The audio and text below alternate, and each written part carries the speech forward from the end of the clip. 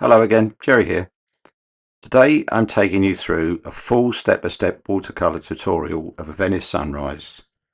Now this is a scene that stopped me on my walk to the fish market. The light was catching the tops of the buildings and the edges of the boats in a way that really made me want to paint it. Now if you want to see how I build that atmosphere from the very first wash and how I handle reflections and the rhythm of the gondolas, stay with me. There's a lot here you can use in your own work. Before we begin, a quick word for anyone who wants more than the YouTube version. On my Patreon I share the full real-time demonstrations, there's early access videos and the downloadable guides that go with them. Members also get the Patreon exclusive videos. These are complete uninterrupted versions with no breaks from start to finish. Now it's a small monthly amount and it helps me keep producing these longer tutorials. The link is below if you'd like to join me there.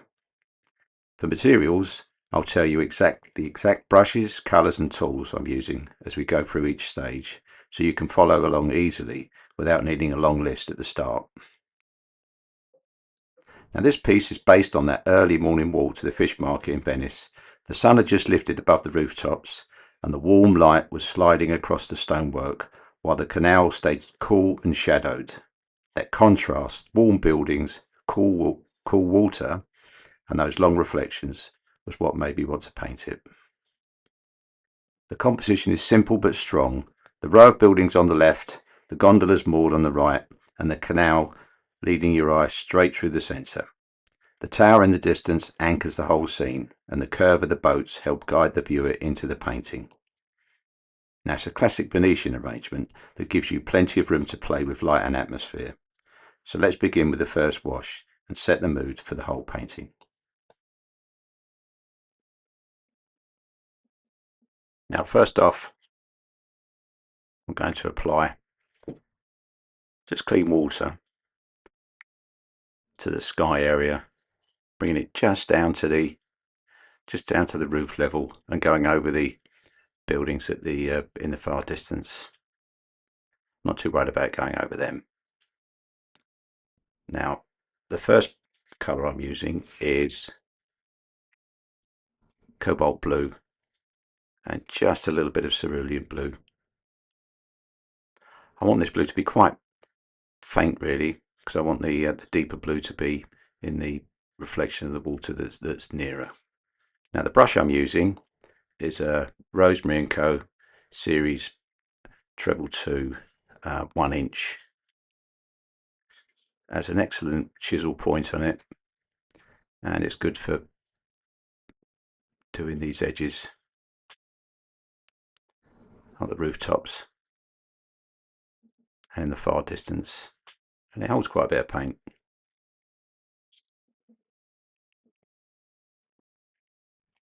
Now I'm using thicker paint at the top of the painting and then adding more water as we go down, so it's a bit lighter. It's going to dry a bit lighter, all of it anyway.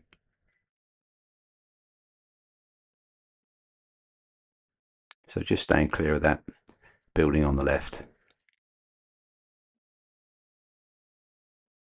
I'm using Saunders Waterford 140 pounds rough paper, taped to a board that's up at a very slight angle.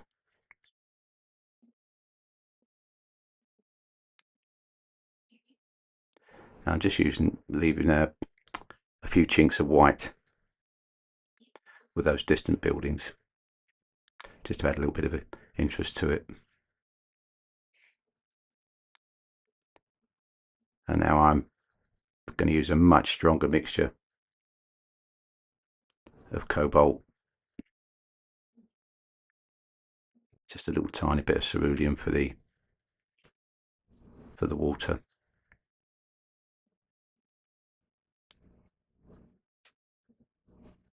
Just gone over the, oh, I didn't want to go over there, and that's the reflection of the of that building in the water.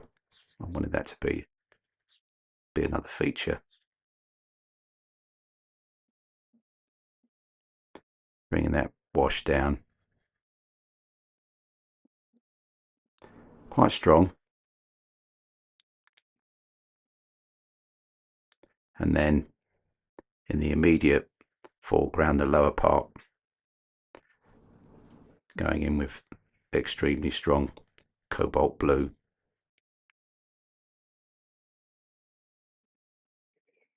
Don't be frightened to go very strong there, because you'll see when it dries it'll look fine, and it'll blend in nicely as well, as everything's quite wet.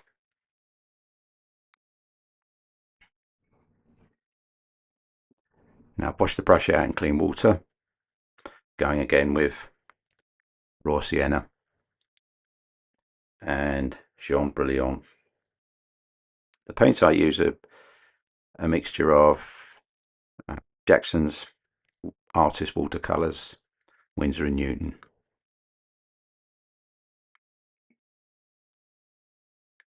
Put a little bit of Chinese white on there as well.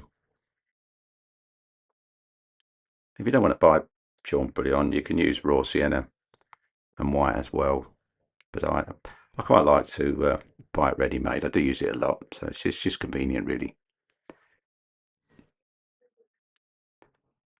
Now I'm using a fairly watery mix here for this front of the building. Still using the same brush, the 1-inch.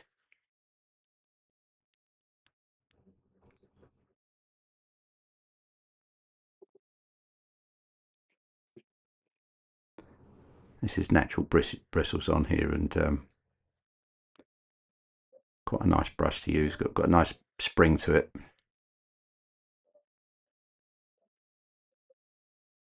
Good for doing architectural work where you need straight edges. Going over everything of the building there, and then just taking a little bit of the colour out with a tissue.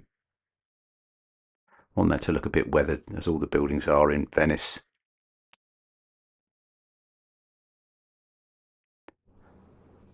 Raw umber and burnt sienna are the next colours. Still using the same brush, the 1-inch Rosemary flat brush.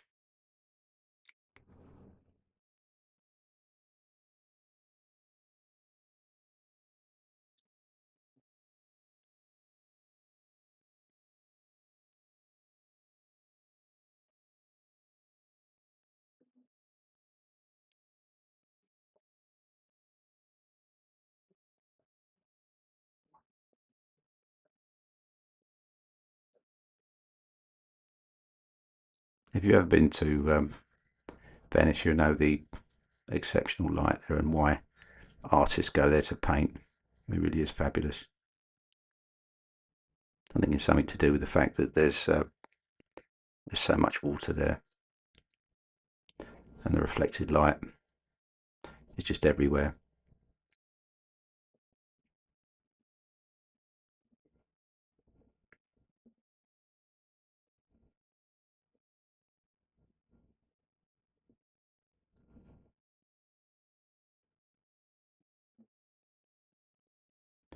Using that same mixture for the start of the walkway there, which is the part that leads you into the painting.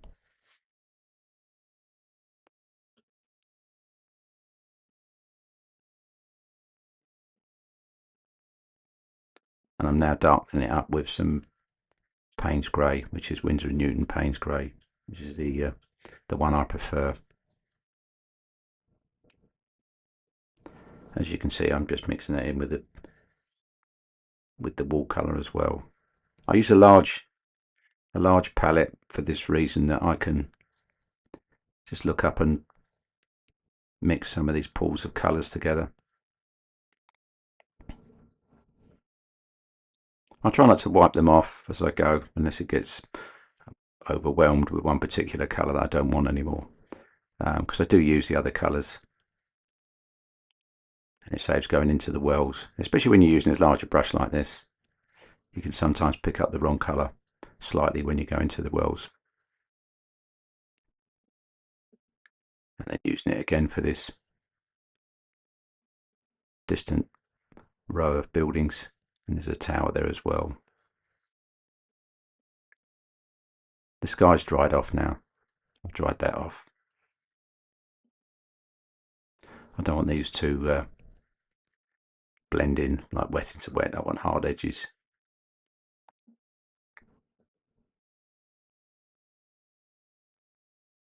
Doing as much as I can with this 1-inch brush.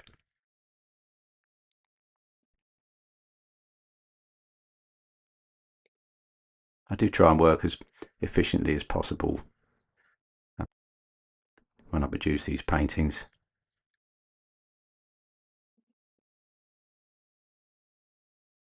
I suppose it's because when I used to paint years ago, I had to work it in with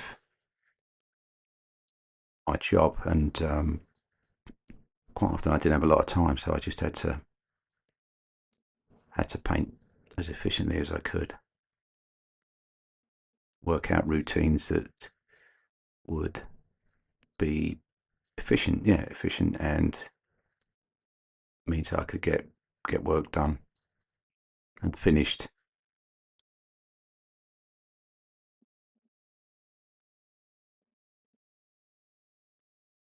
And I think it adds to the style as well if you work quite fast.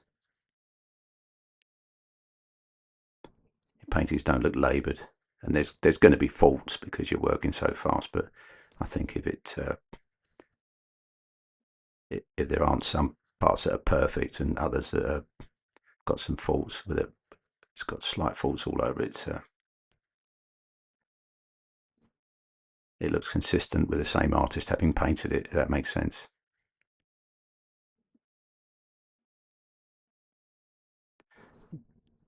Now I'm using light red. This again, Winsor & Newton light red, which is the one I prefer. Mixing that with burnt sienna.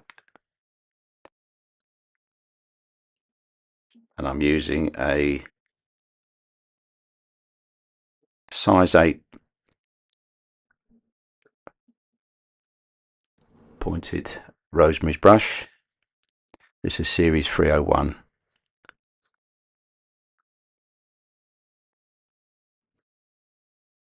Synthetic brush. Lovely point, holds a lot of paint.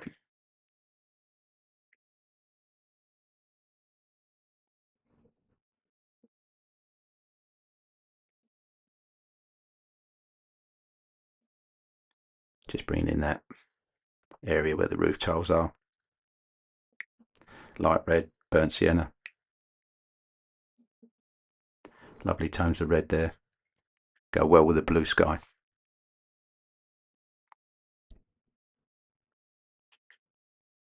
And now going really red now with cadmium red.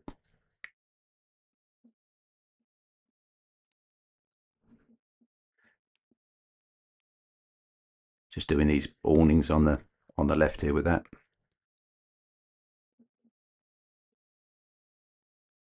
Making sure that the building behind the paint was dry. I want nice hard edges. And once again with this painting, you can see how everything's linked. Been very mindful of the shapes and the connection of everything.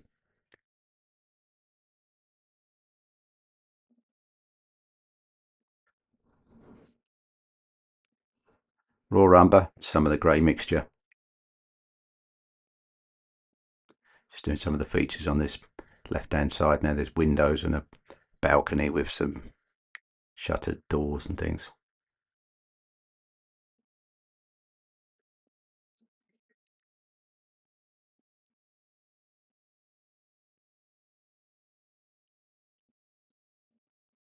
Just taking some of the colour out of that.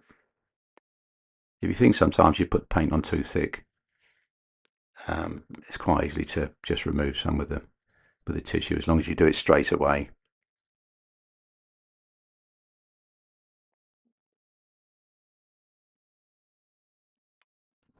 And then just doing some areas of colour where the shutters are going to go, the doors, where the balconies are.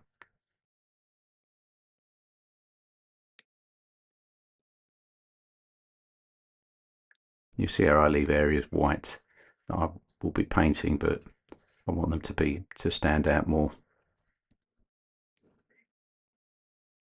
And quite often with my paintings and any watercolour paintings, you'll find that the whites in the painting are actually untouched paper.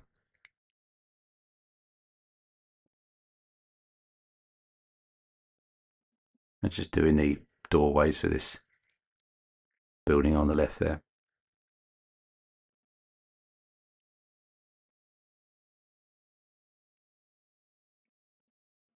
I do like painting Venice scenes. I've got quite a few more images that I'd like to paint. And if you like this kind of painting, do let me know.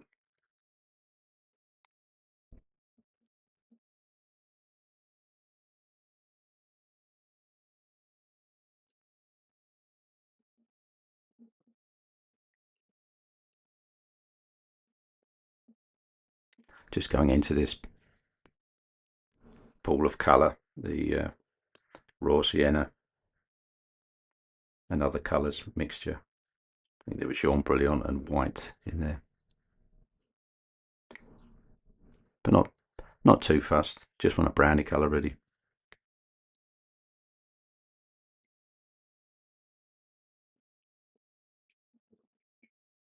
Now I'm still using the size 8 Rosemary brush.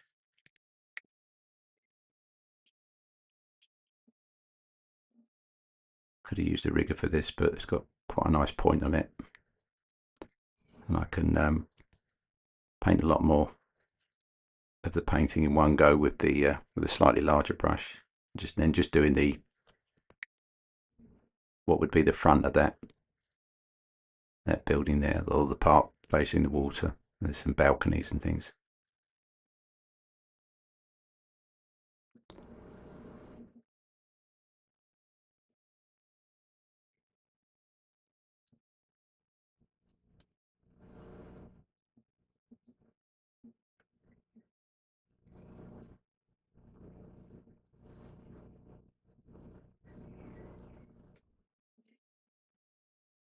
One thing that will be useful for you to watch is the fact that this is an overhead view, and you can see me loading my brush with paint and how I actually do it.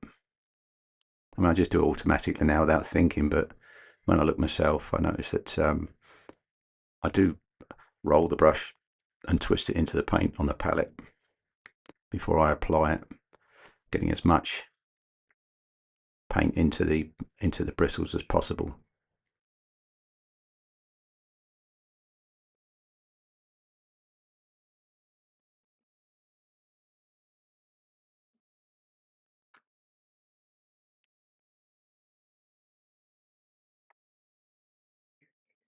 Always looks a bit bland at this stage where you've just got the first washes on. It's not until you put the shadows and the next washes on that things start to come to life. I do tend to put 2 or 3 washes on. Sometimes I can get away with 1, but normally it's 2 or 3, especially with the darker colours. My darks, I quite often put 2 or 3 of those on, building up the darkness. It's very difficult to get it in one go.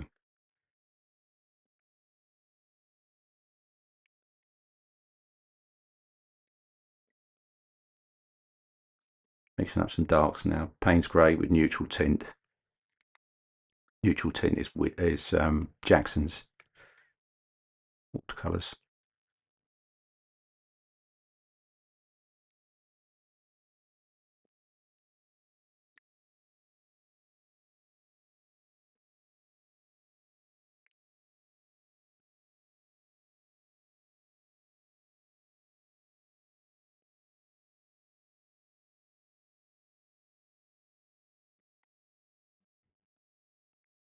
Nice dark colour for these gondolas resting on the water's edge.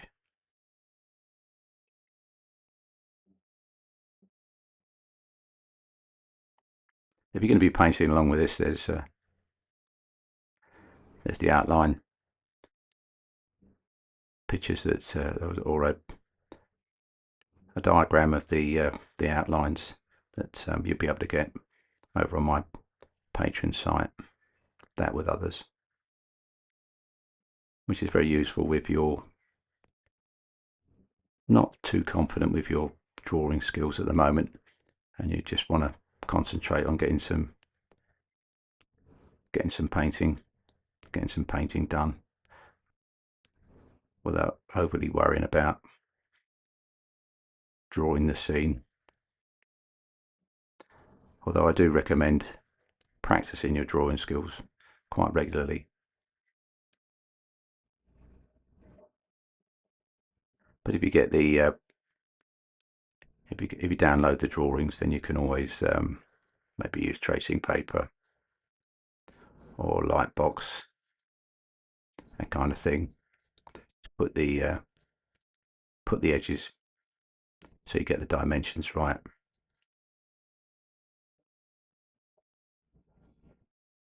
And also the perspective as well. That's always a tricky thing to have to attempt when you're new. In fact, there's lots of things that you attempt when you're new that make it difficult.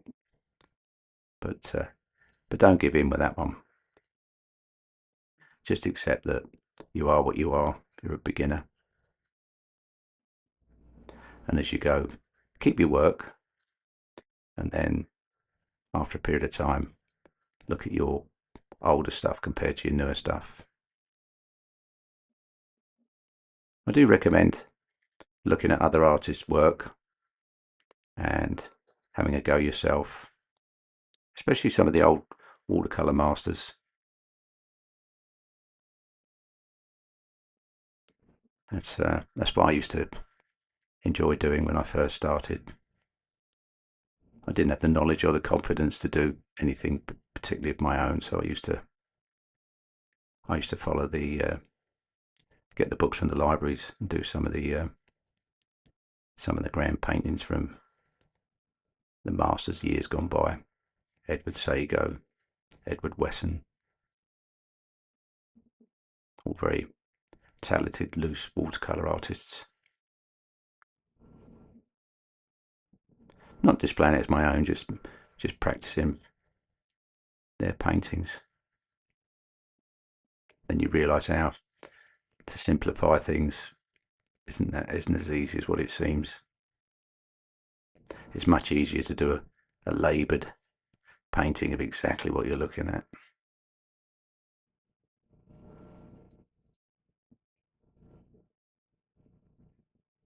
Just going around with the darks, putting the impression of a few people there sitting and standing, walking. Now you see the picture start to, or the painting starts to come to life with these darks.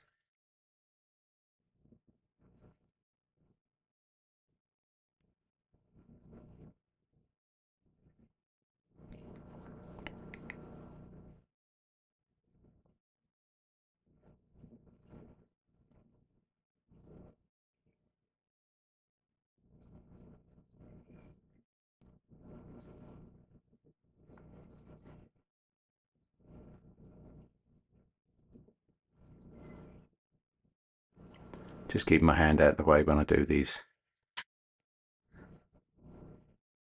darks on this painting. I do have to try and remember to go from the top down because my hand tends to touch the paper when I'm doing the fine work. Different when you're working standing up at an easel, but doing it on a desk like this, I tend to do these parts like I was writing something.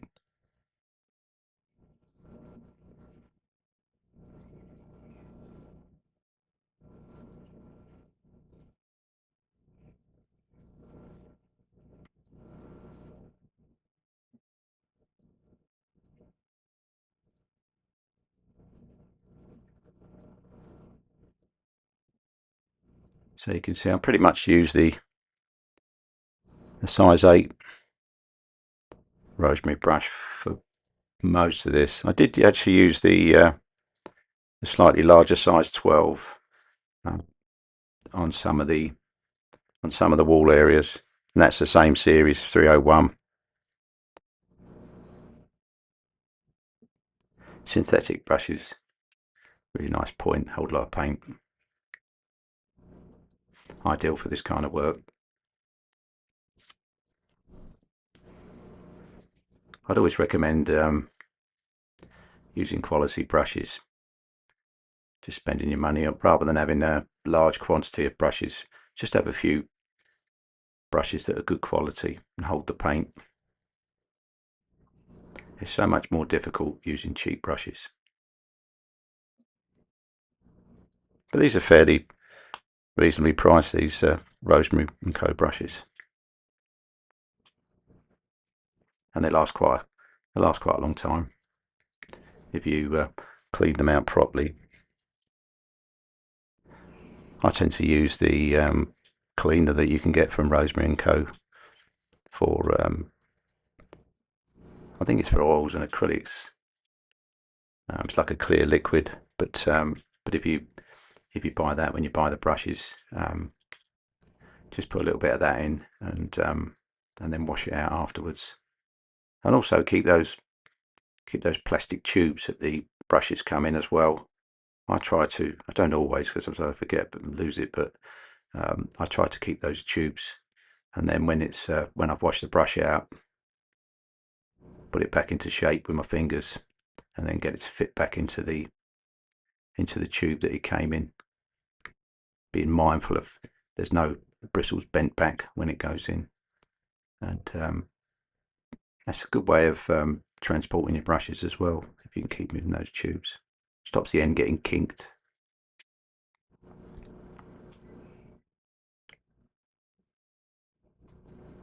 Just putting in some of these gondola shapes, and there's those really nice wooden poles that come out of the water there in Venice,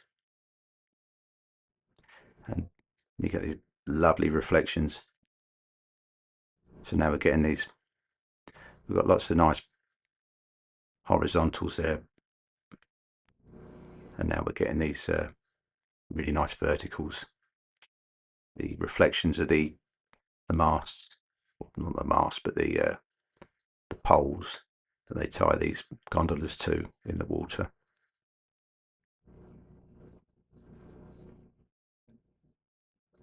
Just try and be confident when you put these in, and just wiggle the brush, broken line, and just look up at where it's actually reflecting it, that it does, it's in the right place. The more abstract, the better. Just darkening up this area here where the boats are.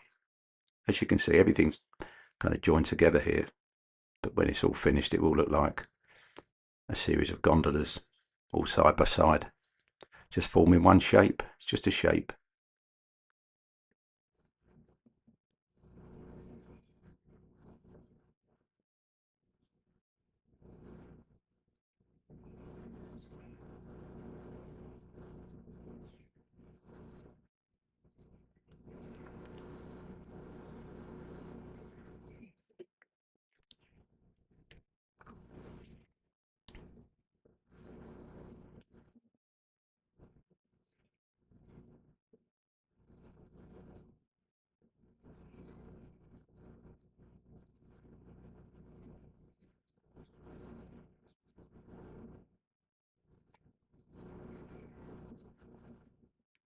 Just a few marks in the distance there with dots for heads.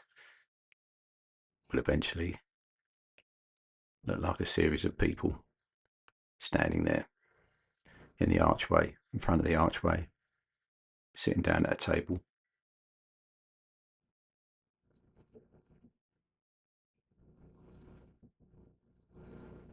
Back working on these building fronts, doing the balcony.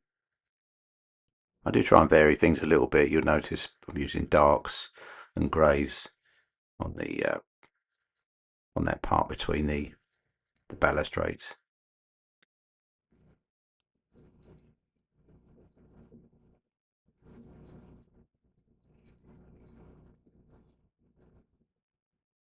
And just breaking up this brown on the windows.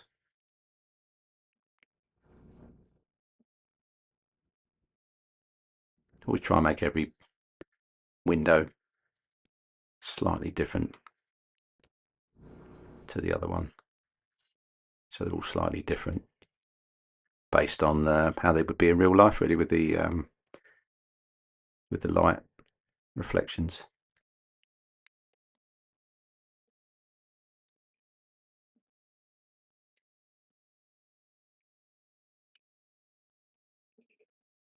Nice shadows this early part of the day.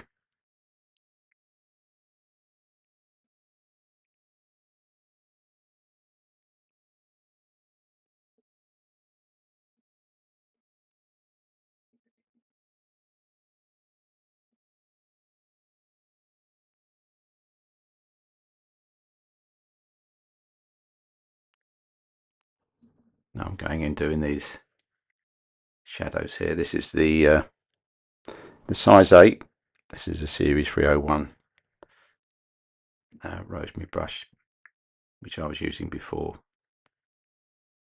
Bringing that down for the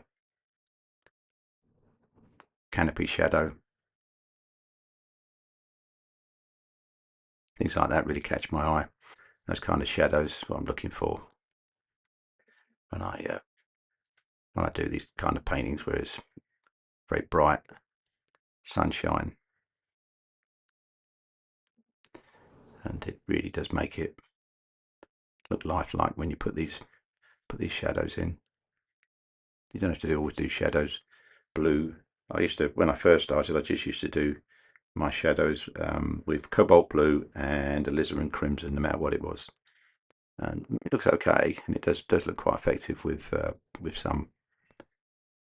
some parts of the painting, especially white buildings. But now I've realised that there's all sorts of colours in shadows, and if I do a large shadow, I'll invariably drop some colour in, wet into wet, some of the local colour, mix in with it.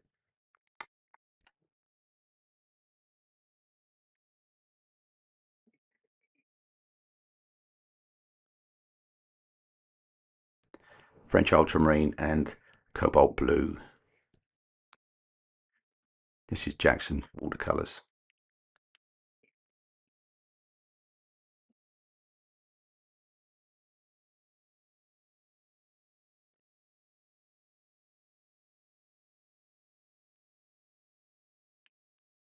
You can see what I mean now with this row of gondolas starting to look like a row of gondolas. It's all just one shape. Now I've got using some of this Chinese white and a little bit of a kind of grey bluey colour mixed in with it.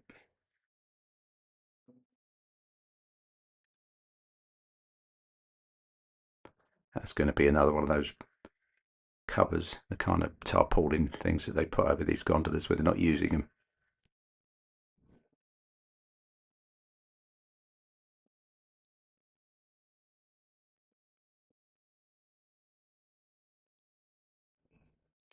Raw umber, Payne's grey,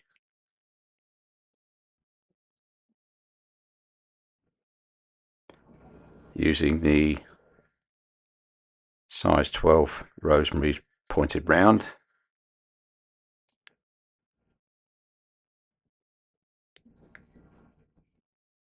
This is the series 301. Just bringing that shadow down quite quickly. Don't make too much of it, just want it to be slightly varied wash. Paper is slightly tilted, so it will run and merge a little bit.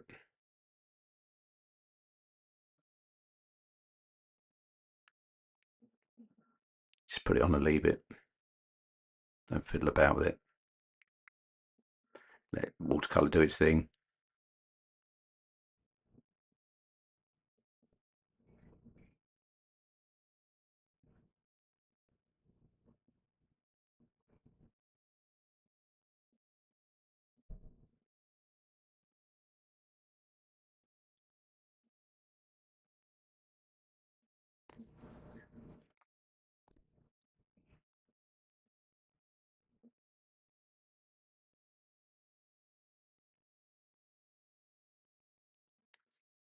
Now I'm using the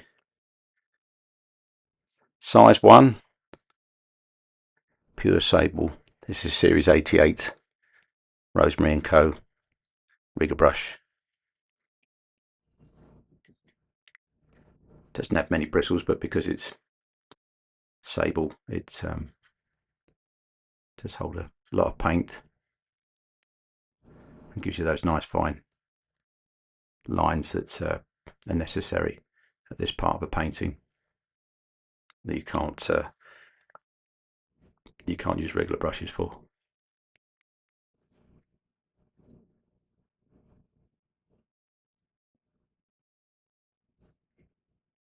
I wanted to put in some sort of a light there with a few lights coming off it, which are a bit of a feature in Venice. These like lamps with kind of 3 lights on that look like they should have lanterns in.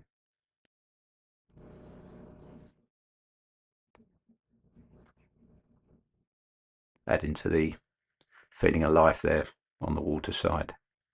It's quite a busy place, especially near the fish market. Very busy place early morning.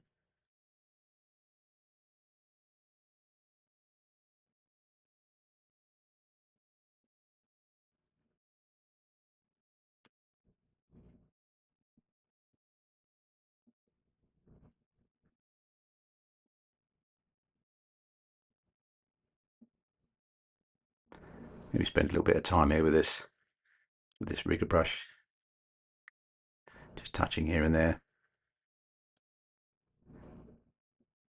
seeing that where I can improve and add to. Slight ripples in the water here, and looking again at the posts where the reflections are for those, and just reinforcing some edges as well.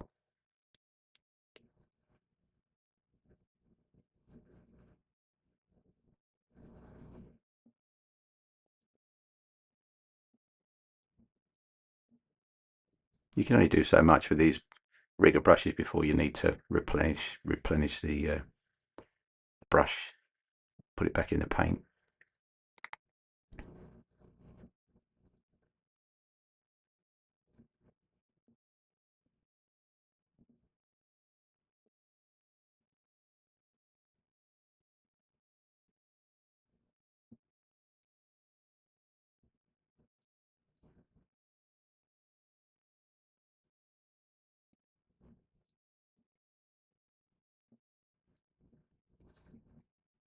Now I've gone back to the size 8, just looking at this, the darks in the shadow there. I want them just to be a little bit darker where they're in the shadow than they are out of the shadow.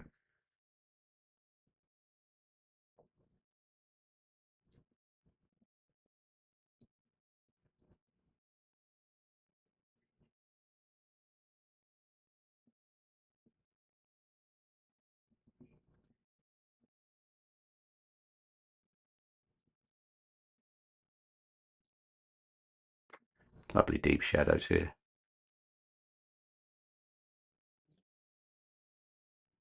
Very effective.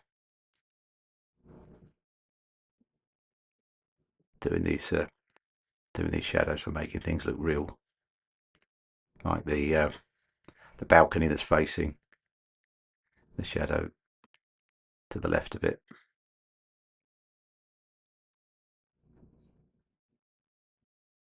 When you're painting these things plein air, it always pays to take a photograph if you're happy with the shadows when you arrive, because if you take a little while to paint it, they will have moved.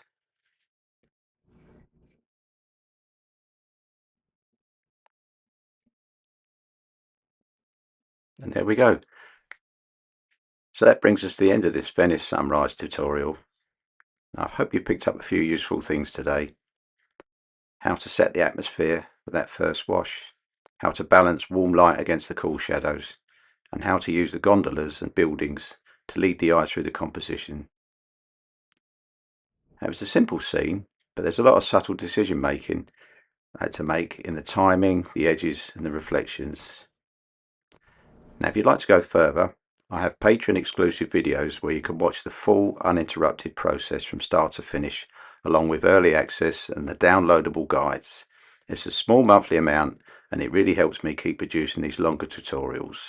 And also, if you're buying any materials, I put my Jackson's link below. It costs you nothing extra, but it does help support the channel and allows me to keep all of this free here on YouTube. So thanks for watching, and I'll see you in the next one.